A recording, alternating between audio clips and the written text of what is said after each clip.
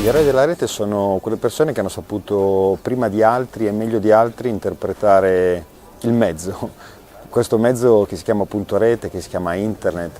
che si chiama società liquida, che in realtà è solo al principio della sua storia. Viviamo un po' l'illusione di aver già capito tutto di questo mondo, ma diciamo che quotidianamente abbiamo liete sorprese che ci dicono che in realtà questo è solo un principio. E se dovessi riconoscere fra tutti questi qualcuno che si sta distinguendo più di altri, e quindi stando un po' con la provocazione vostra dell'eroe, ti direi sono quelli che stanno sapendo usare questi nuovi strumenti, questo nuovo ambiente in una maniera funzionale ed utile a un vantaggio collettivo e non semplicemente a un vantaggio per sé, che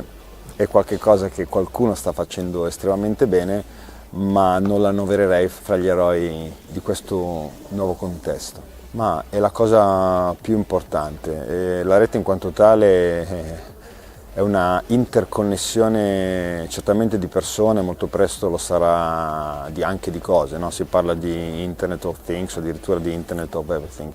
Per cui nuovamente torno all'idea di un principio, siamo all'inizio di un cambiamento radicale, epocale, direi proprio universale, e conseguentemente la capacità di riuscire a guidare questa interconnessione e di non esserne guidati sarà una leva centrale, lo sarà nel business, lo sarà nell'economia, lo sarà nella politica, e le ultime elezioni ci hanno dimostrato chi è capace e chi non è capace di fare certe cose,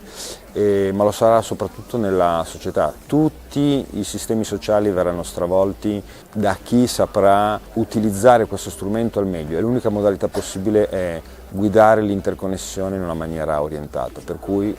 fare rete.